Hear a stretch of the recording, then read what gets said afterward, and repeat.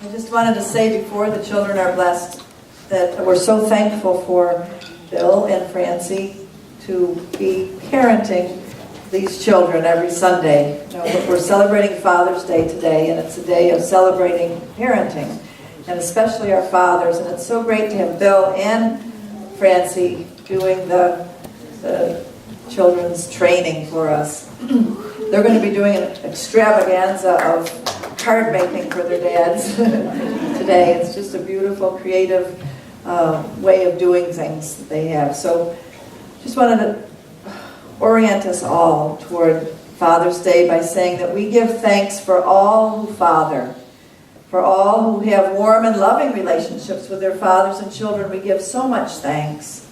And for those of us who, for whatever reason, did not know our fathers, we'll try to remember that this can be an uncomfortable day for some.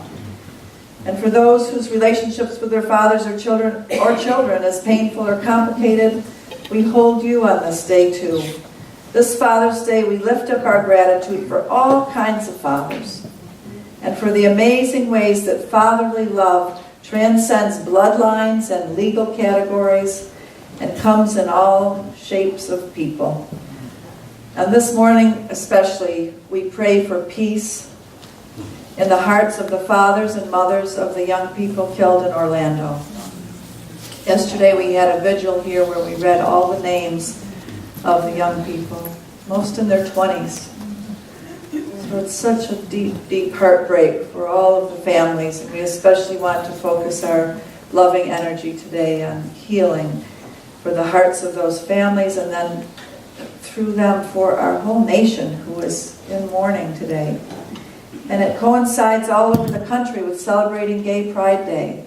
So we celebrate different ways of loving and being fathers and mothers too on this day. We pray for peace in our local Rogue Valley and in our Unity community and in every heart. For these and for all of the hopes and aches and prayers of our own hearts, we pray for love's sake today. Amen.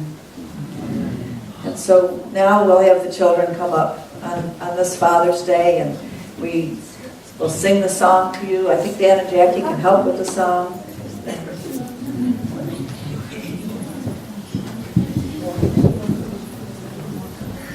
Because of all of these elements coming together today, as I was speaking about, we're celebrating Father's Day in conjunction with sacred activism. We're so thankful to have Barbara Cecil here with us today, who's going to be presenting, as Patty was saying, Barbara's going to be presenting on her work that is in the lineage of Joanna Macy's work, the work that reconnects. And at the same time, though, Barbara has her own book and her own work that she's been doing all over the world for peace activism and a new kind of activism that comes from the heart. So it links really well with thinking about Father's Day and the new ways of being in our male-female selves, you know. We're so happy that we live in a community and in an era when men and women can express the full range of their passions and emotions, when men can cry and women can speak in politics, you know. We're thankful for fathers who can teach their sons and daughters that to be a man means to have deep feelings and to be able to passionately express them and to be able to cry and at the same time be strong, you know, vulnerable and strong. We're so thankful that more and more men, young and old, are coming to honor the feminine again, both the feminine within themselves and the feminine in the world, right? To honor women and to honor that women have the right to control their own bodies, and that women's ways of doing things are necessary and an equal part of this world, right? So we're very thankful that our Unity community is a safe and experimental container where these gender issues can be worked out and we can seek after peace and accomplish it over and over again. So we're dedicated here to holding this space for men to find their true selves and find spiritual guidance and have communion with each other and with women. So today, let's celebrate that there are, because of the new ways of being men and women and the new ways of being fathers, there are also new ways of bringing activism and change on planet Earth. Ways that are more creative, ways that we haven't even thought of or done before. And that's what we're going to be hearing about from Barbara. So thankful to have her here, and so thankful to have Dan and Jackie with us. You know, they tour and do their musical thing far and wide, and we're so happy when you're in town and able to share with us. And that you have a new album. Has it come out yet, or is it coming out? Yeah. Is that what's on the back table? All right, their new album. So let's give a big hand of welcome to Dan and Jackie.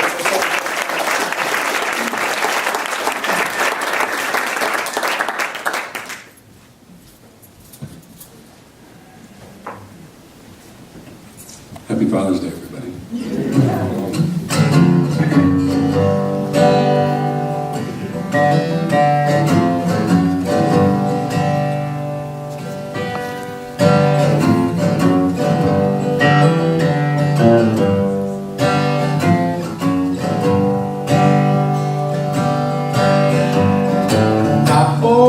I hope my words will drain your lakes of fear.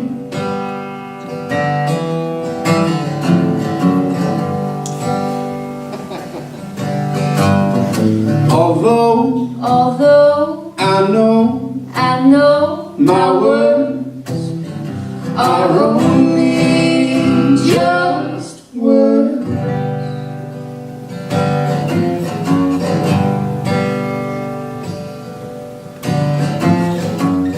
And I believe in the ancient ones, and I believe that they had it right when God was moon and God was earth, and God was sun, and God was everyone.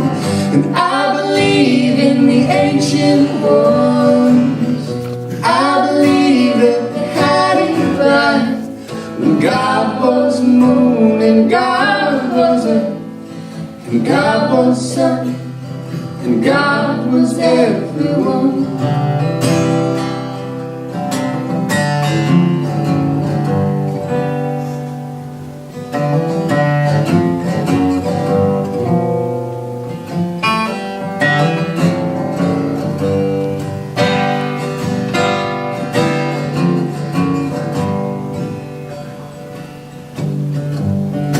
Today I feel as if I've lost my mind.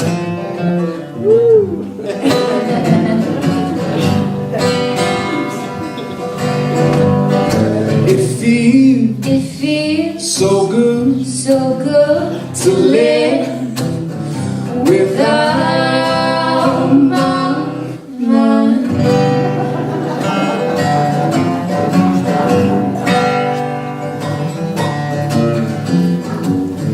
Listen close when my elders sing. My heart pumps the blood in my lungs. Inhale the sounds that leave their tongues. Oh, my words, they are so helpless till they're sung. I listen close when my elders sing. My heart pumps the blood in my lungs. Inhale the sounds that leave their tongues. Oh, my words, they are so helpless till they're sung. Oh, my words, they are so helpless till they're sung.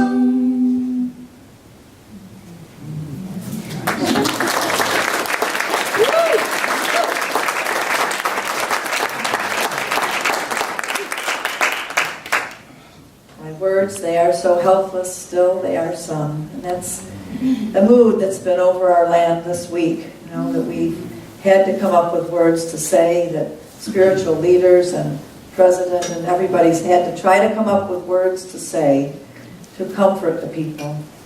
So we just are thankful for, you know, your effort in your life to bring forth songs and words that can speak to our hearts. Because it takes that creative effort to bring forth something hopeful when difficult things are happening. And we want to thank our ancestors. We want to thank our fathers and our mothers and our grandmothers and grandfathers for doing that for us, for finding hope in the midst of difficulties, all through the years of their lives and through the centuries, that we stand on the hope and the vision of being alive on planet Earth that they had. We are their predecessors, right? So we are here because they had hope. And so Anya's going to come and read a poem that's entitled, What Would an Indigenous Grandmother, and I'm going to say / grandfather, do? What would an Indigenous grandfather do?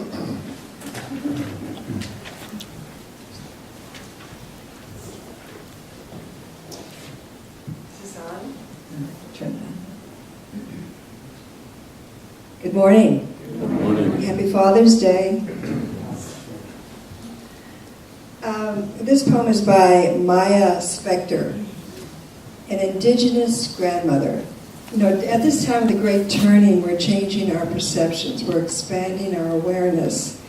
So let's begin to see that we are all Indigenous peoples, native to planet Earth. I don't want to change my thoughts. I want to change the way I think. I want to change the way I think. I want to think in images, in stories, spun as threads, rising long and slow, out of culture and out of grandmother's spider of indigenous mind. I want to learn to live in the old ways, the ways of spirit. I want to see the signs and the deep, precise wisdom of the true ones. Ancestors, elders, any and all trying to inform us that there is a way to heal. There is a way to see. There is a way to change direction. There is a way to give the children what they need to be safe, to be listening, to be healthy, to be whole. I too want to be whole, all the way into death. And yes, I'll say it, beyond death. Beyond it, but not beyond the cycle of being. The ring, the hoop of being together.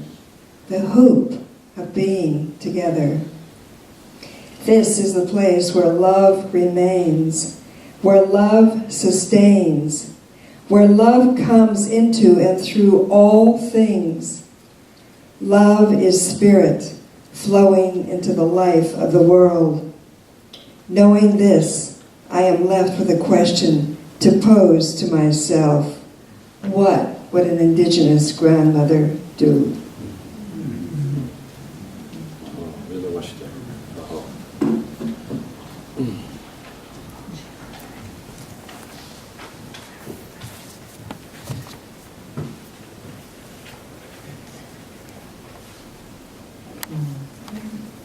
And now, one of the fathers in our community, and grandfathers perhaps, Jan, has written a poem that he was inspired to write during this week of the mourning for these young people.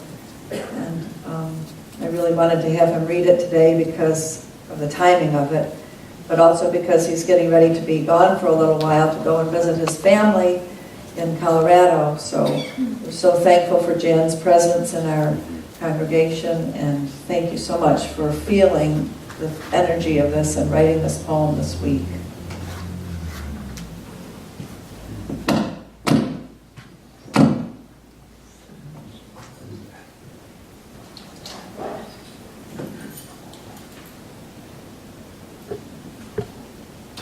Good morning, everyone. Good morning.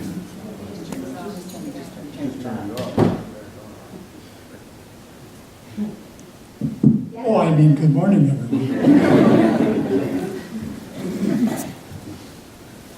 I have a strong feeling about this, and it came to me with a force. So, this is called, and the title is something we've heard all too often, A Moment of Silence.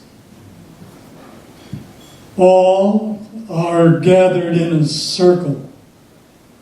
There's the sound of a light rain tapping out a rhythm on taut black umbrellas and weeping and the shuffling of feet. The town square is littered with flickering votives, cellophane bouquets, and deflated balloons. The wax is melted. A burnt wick smell mingles with rotting flowers. We all know the scene. We know it all too well.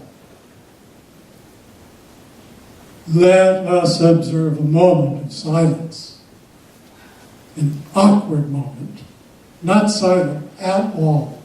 Coughing, crying, feet scuffing dirt. Lots of little sounds and clouds of despair. Everyone knows what silence is. We rise from deep, dreamless sleep every day, and we tumble into it with abandon every night. It's the one with no guns, no bombs, no hate.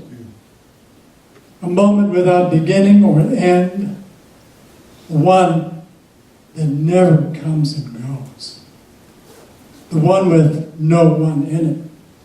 Beneath the drape. Eternal. Without measure or span. Stop pretending you don't know what it is.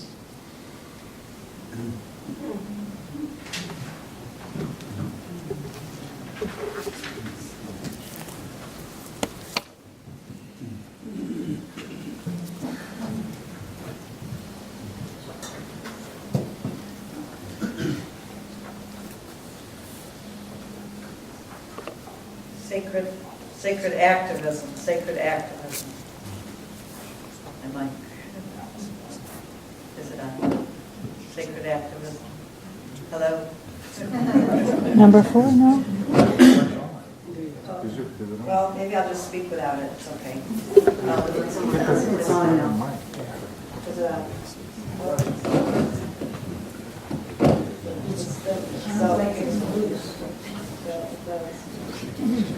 Well, let me just use this mic. That is loose. Okay, do you want me to not deal with it? Yeah, don't do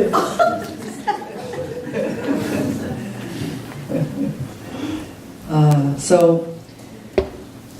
sacred activism is the product of the union of a profound spiritual and mystical knowledge, an understanding and compassion, a peace and an energy. It's the union of that with a focused, wise, radical action in the world. So a few weeks ago you heard Andrew Harvey here speaking about having coined the term for our time, sacred activism. So he's an example of a man that has done this, has brought together this profound inner spiritual mystical knowledge with a focused, wise, radical action in the world. And that's what Barbara Cecil is going to be talking with us about, this combination of spirituality and activism in the world. And one more thing from Andrew Harvey that kind of frames what we're doing here today. Andrew Harvey said that the economic, political, spiritual world crisis that we currently find ourselves in is a call to action. Now this week we really felt that. So many people are talking about gun control and the ending of gun violence because of the crisis that happened, you know. So when these crises happen, it's an opportunity for us to understand the realities around us and to rally together to do something different. We now have before us the possibility of using this current crisis to empower ourselves and others to actually get the planet to work. Amen? Embracing an uncertain future, we need to support leaders who are inspired, courageous, and effective to rise up. We need to renew the energy of people who are burnt out and apathetic in institutions and corporations. If we point individuals to an inner compass that renews their passion, there is hope for real solutions and inspired creativity.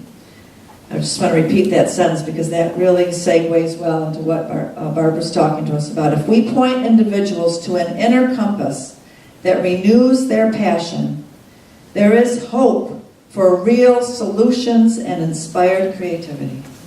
We surely need that hope nowadays, don't we? So I want to welcome Barbara to come and lead us in her portion of the service. The song. Yeah, thank you. I messed up. she was right. I was forgetting it. Because the song is, this song is a perfect lead-in too. You can come up and start getting ready for it. And I just wanted to say something about the song here. Again, Dan and Jackie, write this music that is so amazing. And this one really speaks to the times that we're in, and to sacred activism. And I had few of the words. Here it is. Can we forgive what we've learned? Can you move on from the past? Haven't your wars all been fought? Can this one be the last? What do you need to change for the world to believe? That no matter our gender, skin color, or creed, we are made to give and receive love. And I'm all fed up for crying out loud and calling mothers and fathers and children to be the change in the world that we want to see. Just some of the words of this fabulous song you're going to hear. Thank you. Thanks, Norma. Love tumbling down, love tumbling down, love tumbling down on me. Now can we forgive what we've learned? Can we move on from the past? Have the wars all been fought? Can this one be the last? What do we need to change for the world to believe? That no matter our gender, skin color, or creed, we were made to give and receive love, love, love. And I'm all fed up for crying out loud, and now I'm armed and dangerous. So I sent a postcard to myself as a kid, as an 8-year-old boy, learning how to exist with the guilt of his living while others go cold, and how to feel blessed with his death when he's old. And I leave it up to him to choose a new way, or let a new way choose him. And now I'm armed and dangerous. You're armed and dangerous. Clear-cut forests for corner asphalt roads to ski slopes. We carry fire and plastic which litters our coast. My friend Myron has taught me the power I have to make fire with sticks from cedar or aspen. There's a balance with nature we've lost. I don't get angry about much, but this sure pisses me off. And now I'm armed and dangerous.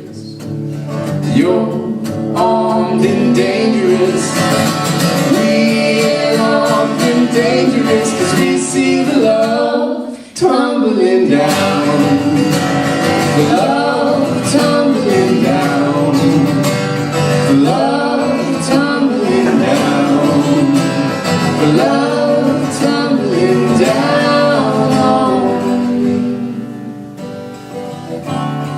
And now our anger is rising. I hope you can understand. The revolution is one vote, voice, and one grain of sand. So says Cecil and Norma, got me dilicimo bit bias and king. When even just one is suffering, we all feel the sting. Calling mothers and fathers and children to be the change in the world that we want to see. And now I'm armed and dangerous. You're armed and dangerous. We're armed and dangerous, 'cause we see the love tumbling down. The love tumbling down. The love tumbling down. The love tumbling down on me. Now this machine that I'm playing, this here box of wood, it's made of spruce and steel, cedar, ebony, and rose wood, and seashells and cow bones that we kill for our meat. This one is handmade in PA in a factory.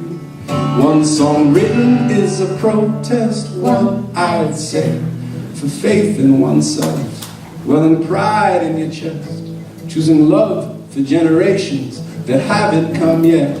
Clean water, clean food, clean medicine, clean air, clean money, clean lovers and friends. Our leaders come and they go, doesn't really matter to me.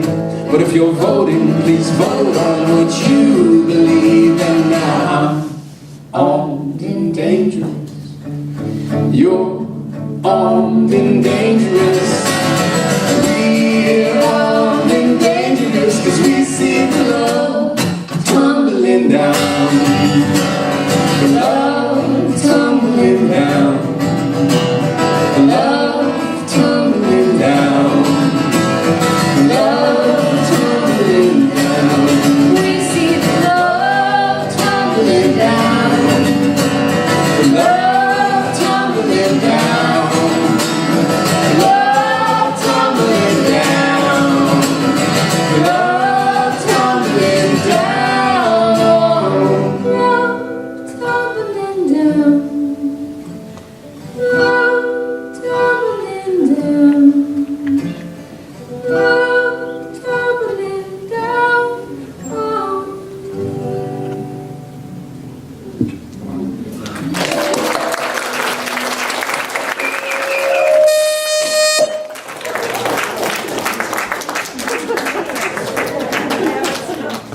Well, it's a big energy flow here today.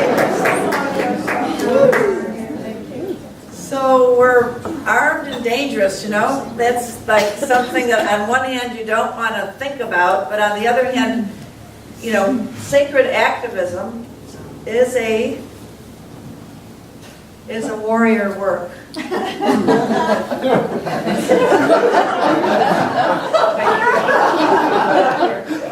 Something's going on here.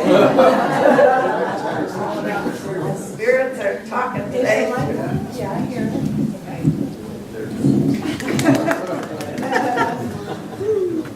So is it on? Yeah. We have power. And it's that power of love tumbling down and keeping our eyes on the focus, on the prize of love that we're bringing forth in any particular circumstance of our lives. When difficulties happen in our own lives, when maybe an argument happens or difficult problems come along, we keep our eyes focused on the love. The love is what is healing us. The love is what's coming through, and that's what Andrew Harvey's talking about in the sacred activism being a kind of warriorship. You know? And in my Journey to Completion shadow work, I talk about it's the biggest warrior challenge that you could ever take on, to do your shadow work and not project it out there. It's easier to shoot a gun and to target an enemy than it is to do your shadow work. It takes a great deal of courage to look within and to heal the divisions within ourselves. And I pray that our nation can do that, to look within and heal the divisions within our nation, heal the the seeing of enemies out there. That's the sacred activism. That's the passion. That when we have that, when we accomplish that, we're armed and dangerous in a whole new way. That this world will be seeing the love tumbling down. So, without further ado, I'd love for you to give a big hand of applause and welcome to Barbara as she comes and leads us in this next portion.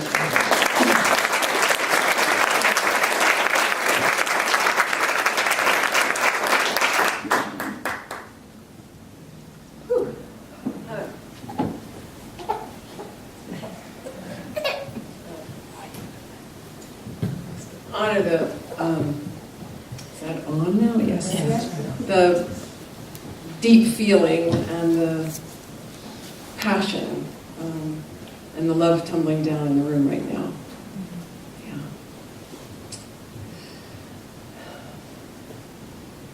I said yes to Norma to do this today for 3 reasons. One of them is that I wanted to give you a little bit of a flavor of what's coming with that Work That Reconnects workshop, experientially, so it's not just words, but it's something that already starts to live in your body, because I think it's a tremendous gift. The second reason is I am totally, wholly, 100% committed to Love Tumbling Down. And I also know, just as Norma has alluded to with the shadow work, that sometimes there are things in the way. And I want to talk a little bit today about ways to get rid of what's in the way so that full beauty and power can come through. All of us individually and us as a community of people. And the last thing is that I'm going to tell you a story. I'm really happy to describe some things that happened on a recent trip to Turkey. This is not a travelogue. It is a story of how I used some of Joanna Macy's work in that setting over there. And I think it will give you somewhat of a feel for how it might be relevant over here too. Though Turkey is in quite a state of challenge and demise, sitting between East and West, a lot of it characterized by the dynamics in the Middle East, I believe that those same dynamics could come down here anytime, and they could come down quickly, and that our need to find this stance and presence relative to intensified challenges that are coming up around us is really important. So this day, my part of this is dedicated to helping us during this time even find a little bit of that stance. Just to start that, people always ask, the work that reconnects, well, what are we connecting to what? And there's just a whole lot of reconnection that needs to happen that's already been given words in the song, and that Norma has spoken and Anya has had in the poem. And so I just thought we could do a gesture together that would embody that connection before I start to talk. So I'm going to step out here and hopefully speak loud enough so that you can hear me, and ask you if you can do this sitting down, or if you would like to stand up. And then your hands are really soft here, and then we're going to bring something back down. Beautiful. And when we go up, we breathe in. And when we come down, we breathe out. And I'll just say some words as we go along. So, lifting up Mother Earth, bringing down Father Sky,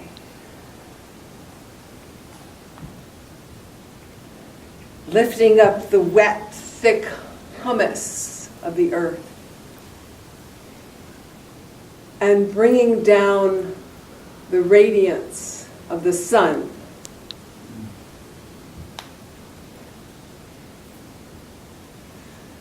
Lifting up all that's visible in this world and inviting down all that's invisible.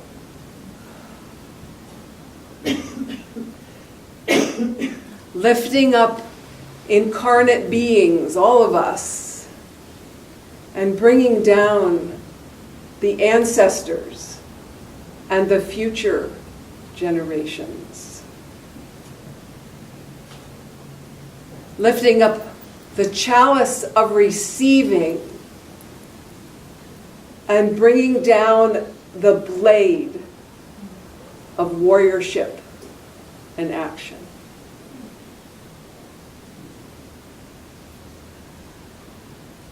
Bringing up earth and bringing down heaven.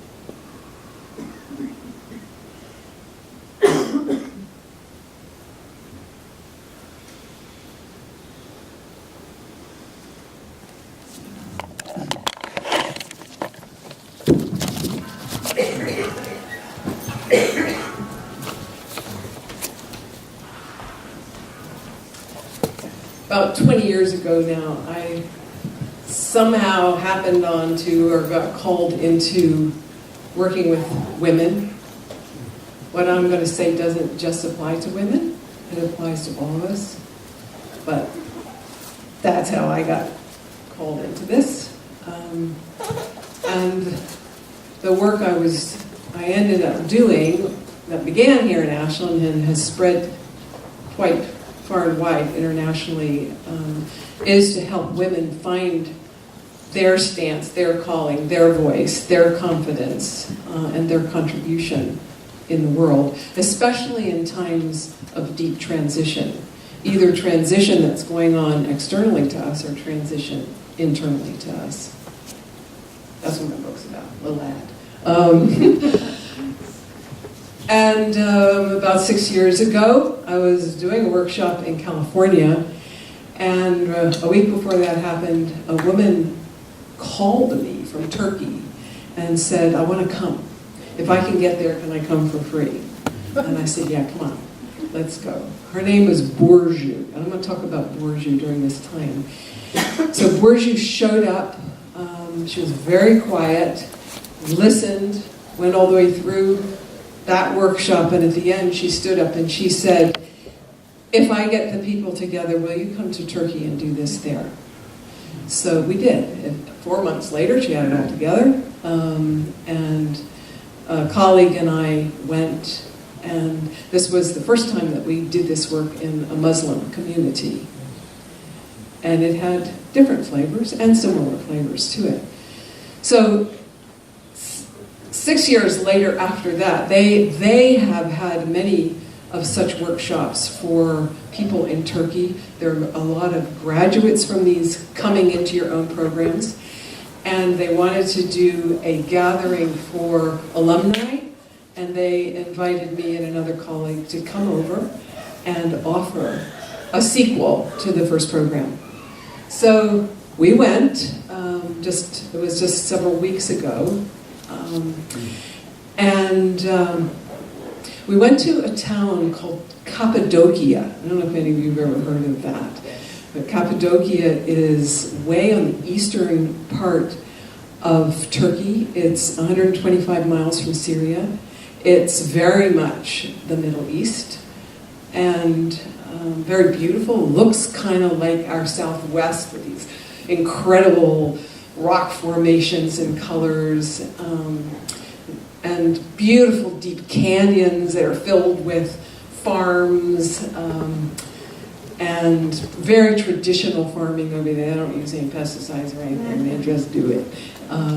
And birds, and it was the first time in my life I really heard nightingales just singing in those canyons. This there was a beauty there in the people and in the land that really stayed with me. It was a perfect setting to have this gathering. It's very porous land there because it's volcanic.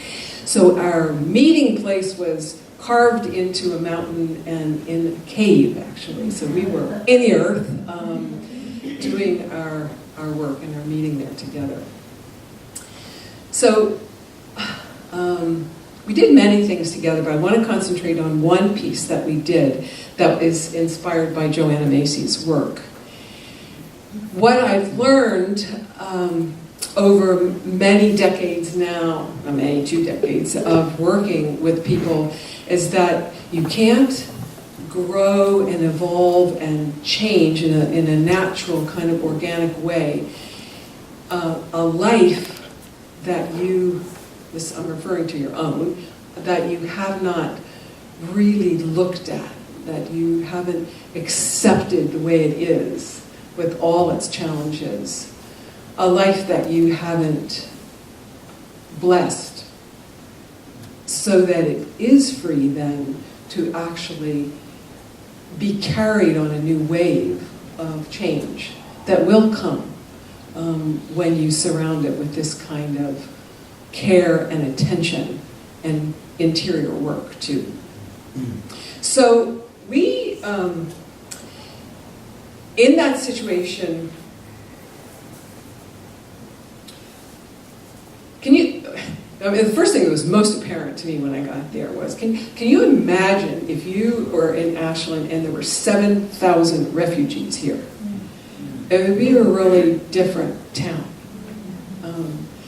You think we got a homeless problem now? This was a 1/3 of all the people in this small town were refugees, and they're from North Africa and from Afghanistan and of course from Syria. And coming back from Europe because they're being returned to Turkey according to some lousy deal that their president made with the EU. So that was one of the first impressions. But what I asked them to do, it was in a ritual, safe way, was to describe what they see and what they feel in the world that they're living in. And what I learned was that it was so horrific and so scary for them to do this that they never talked about this. It was like unspoken because it was unspeakable. Their terror and fear for what was coming in their world was so big. So they were like, oh God, what's she going to ask us to do? By that time they trusted me. I've known a lot of those people for years. But I divided them up. I put a big sheet of paper out on the floor for them to populate with what they saw going on in their country and in their lives. Broke them up into groups of 3s. They came up with the key things that they were aware of, and they came and they placed them on the floor on this big sheet of paper. So we ended up with this mandala. So I'm just going to read to you some of the things that are on that mandala. I wrote them down here. Definitely the refugee situation, which is overwhelming to them. How do you feed them? What do you do? I mean, it's...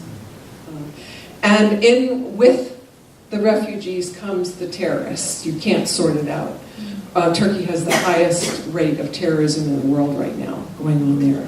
So both the Kurdish terrorists and the ISIS situations are making it very unsafe that children are afraid to walk to school on their own. It permeates the country. The terrorism is taking place very strategically in tourist areas, which is a very big part of their economy in a beautiful historic country. And tourism has plummeted. Even in this country, they're telling us not to travel to Turkey, and so their economy is crashing. There's, in the Muslim world, why this has to happen, I don't know, but what it does happen that when the pressure comes on, a lot of people take it out on the women. And so the great strides that have been made for women in the past 20 years are in jeopardy at this point. Their president is telling women, gave a speech last week that women are only half women if they work or if they don't have children, and there is pressure and possible punishment that's on the horizon. So these women who have been learning about their own stature and contribution are feeling a huge backlash coming back on them.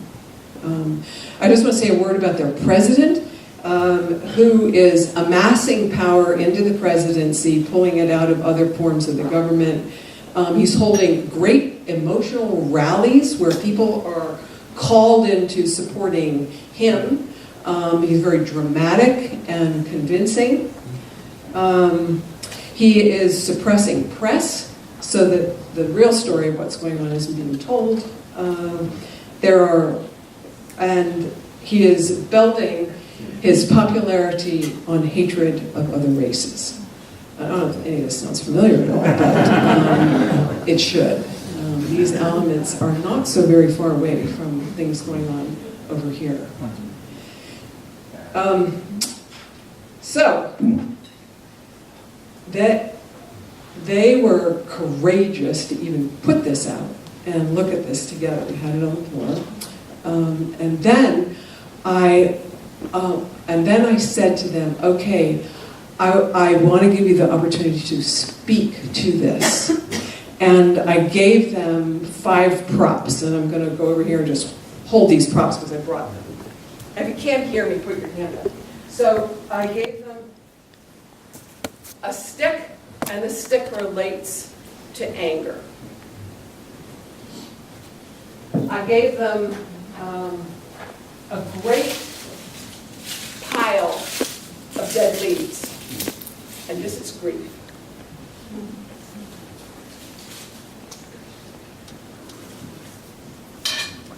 I gave them an empty bowl for powerlessness and futility. What can one person do?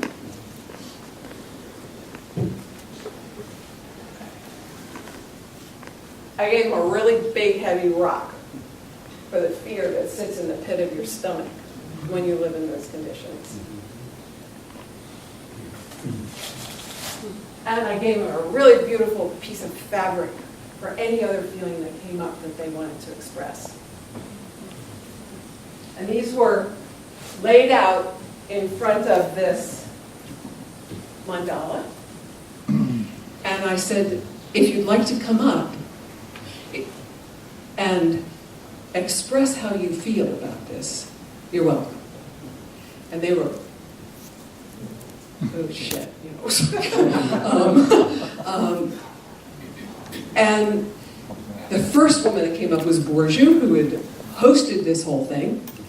And she came up and she picked up that stick and she turned around and she looked at me and she said, I am so angry with you for asking us to do this. Oh, here we go. We are not in our comfort zone. We don't do this. And then she went on. She went through it. And at that point I was like, praying to Allah, man, I just lost words. Because at that point, you know, you open up and trust whatever is going to come through people. Whoever, maybe nobody would stand up. Maybe, I don't know what was going to happen, but this is just faith in a process of doing what you have to do to open a heart, to make people present so that they can think clearly, so they can be present with what's going on. What's going on is because they can't feel, because it's too risky, they go numb. And people can't see the risk, can't see what's in jeopardy, can't look honestly at what's happening because the feelings are numbed down. Thank you, Joanna Macy. She has worked with how to open this up. That is the essence of her work, and the work that reconnects. So one at a time, they came up. Every woman spoke. Some of them spoke more than once. They would pick up one thing and say what came to them and then pick up another as the next feeling rolled in. And there was, I wrote down a couple of the things. There was so much rage at their government. And they needed to move that energy that had just been sitting in them. There was huge amounts of grief. It's the loss of a country that they love, of traditions, of a way of living that has been graceful and beautiful there, and it is going down the tubes quite quickly. Fear, they held on to that rock, and it was a story about children. Fear for their grandchildren, fear for their children, and for physical safety, right down to those levels, and fear that they have to leave the country. That this is one of the things you have to look at. Do you stay in a country when things are in that? Do you stay or fight?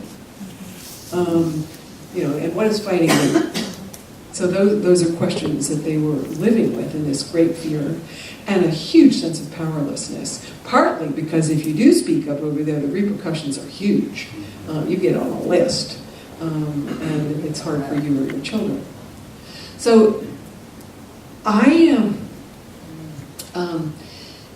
they did it, and I thought it would never end.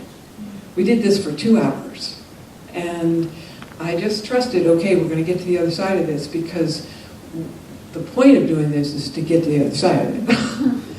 And they were exhausted.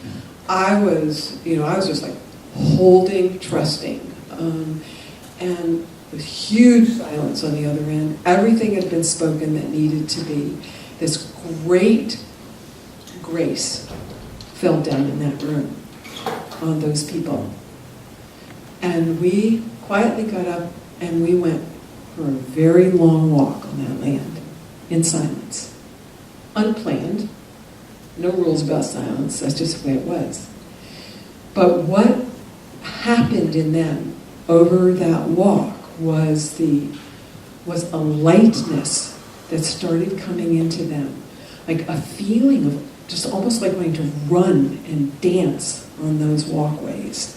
There was something that lifted that has been sitting like this weight blocking clear thought, open heart, energy, creativity, courage. They just lived under the weight of this. But once they went through it,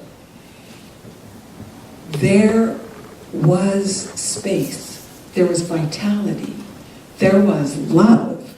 There was the willingness to do what each one needed to do. They started feeling what was theirs. When they left, that some of them were saying, well, what are we supposed to do now? We've really come to a new stance in ourselves, but what's the action? And we didn't define the action. One of Bourgeois, again, who hosted this thing, she was the one who said, well, what do we do? What do we do? What's our contribution now? And I said, you wait. It'll come to you. In the space of an opened, softened heart, the knowledge of what to do rises. And it rises differently in every person. And she ended up, she wrote me a note last week, and she said, what I was called to do, she said, I haven't written poetry since I was 16 years old in my English class in high school. And she said, I was called to write poetry. She does all this fancy other stuff. She said, all I want to do is write poetry. So she took her poetry, she wrote it, it was pouring through her. She said, I'm not going to edit it. She threw it onto Facebook immediately, just the way it was. And the response, the shares, thousands of people within weeks coming back to her because of where this was coming from in her. The work that she had done, the energy rolled through there. And her leadership in that country has been, is establishing itself in her own unique way. So it's not necessarily what you think it's going to be. is just what I want to say. That what moves in us could be through music. Every person's going to find a different way, and as we get together, our overlaps will tell us what our collective gestures are together. So I wanted to just end my part here by just bringing it back to this community for just a little ritual here, where one of the things that I love about Joanna's work is that it's based on the power of the work. The motivating force comes from what you cherish about life and what's worth protecting for you. So I'd like to give you just no more than a minute. This is going to be really simple. A chance to turn to someone next to you and basically fill in a blank. You're only going to say one thing. We're not going to get on a soapbox here. Just so it focuses in your own awareness. What is one thing that I cherish about life that I would like to protect? So just give you a moment here to turn to one another. There's a group of people who keep on starting these wars. Right. They never fight them. Power and they were we have the draft in this country for age 18 to 25. Yeah, they haven't initiated it in a long time, but they have to sign up. But in Great Britain, in World War I, they had the press gangs and they were stealing people to museum. They had that in Portland, Oregon, too. Seattle. Yeah. They were stealing here. Yeah. Yeah. On Skid Row down in San Francisco. Okay, thank you. Maybe that's Seattle. Yeah. Slaves. So just to bring this back into some sense of a collective expression of what this community cherishes and wants to protect, I'm going to open it up for us to slowly, whoever feels moved, we'll do a sampling in the room of what's come to you. And I'd like you to just use the phrase, I cherish and want to protect blank. So again, it's not a long explanation or how you're going to do it. But it's just, I cherish and want to protect. And it might be one word or a phrase. And between your offerings, I'm going to just ring this or sound this bowl so we can let that resonate in the room just a little bit. And then the next person can, I'll call on you if there's more than one. So let's see what we're cherishing and wanting to protect together.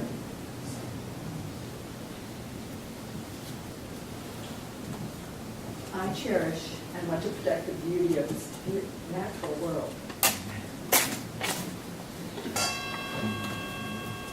I cherish and want to protect the animals and the trees. I cherish and want to protect my sole purpose.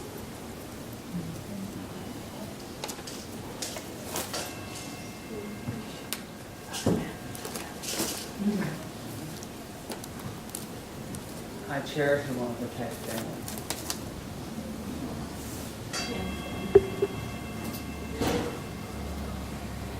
I cherish and want to protect freedom.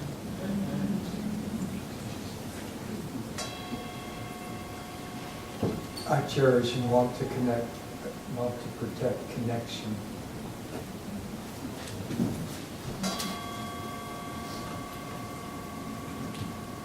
I cherish and want to protect the freedom to come together with others and speak our truth and deep feelings. I cherish and want to protect sovereignty.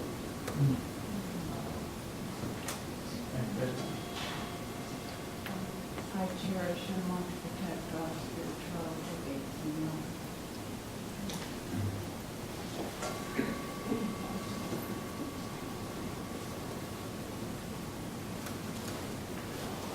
cherish and want to protect children, their innocent creativity.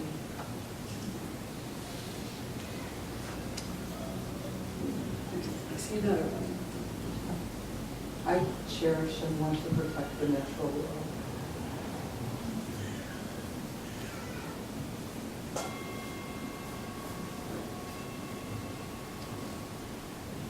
I cherish and want to protect humanity.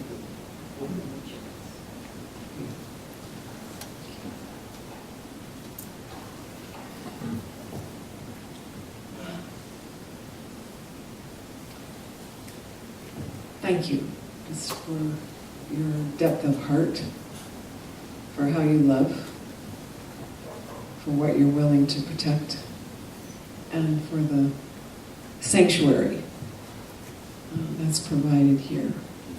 Thank you for having me today.